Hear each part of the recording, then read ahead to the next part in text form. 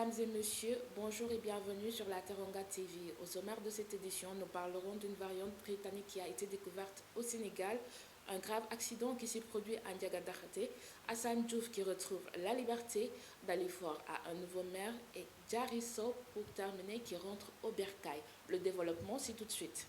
Une variante britannique est découverte au Sénégal après l'apparition des variantes du virus de SARS-CoV-2 brésilienne et sud-africaine dans plusieurs pays du monde.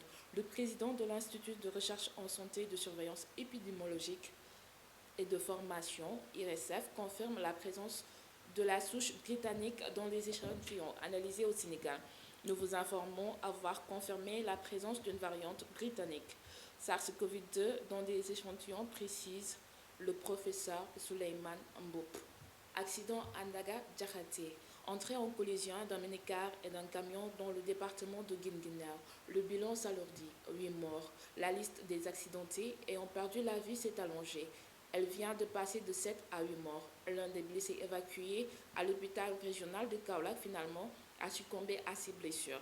Actuellement, 25 blessés sont en charge aux urgences de l'hôpital El Hadji Ibrahima Niasse. Pour le rappel, l'accident s'est produit ce matin vers les coups de 8 heures du matin à hauteur du village de Ndiagadakhaté. Hassan Diouf retrouve la liberté. Le verdict de l'insulteur numéro 1, Hassan Diouf, est tombé.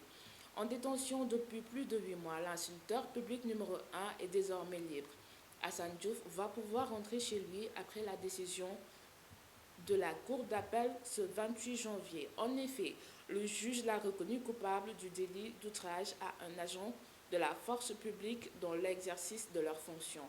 Cependant, les autres chefs d'accusation, dont l'appel à un attroupement armé non suivi des faits et le délit de rébellion est non retenu. Dalifort a un nouveau maire. Le successeur de feu Idrissa Diallo à la tête de la mairie de Dalifort est connu. Il s'agit de Mamadou Mbeng de Benno Bokk Yakaar, élu avec 27 voix au deuxième tour. Il faisait face à Thierno Fall de Taxawu Dakar. Et pour terminer, nous parlons de Diary Sow qui rentre au Bercail. Retrouvée saine et sauve après plusieurs jours, Diary a été remis aux autorités sénégalaises. La jeune Sénégalaise de 20 ans qui a été inscrite au prestigieux lycée parisien est rentrée. Elle a voyagé hier avec son parrain, Serigne Mbaye Thiam, au bord du vol d'Air Sénégal. Mesdames et messieurs, c'était tout pour votre édition de cet après-midi. Merci beaucoup de rester fidèles à notre programme et très bon après-midi.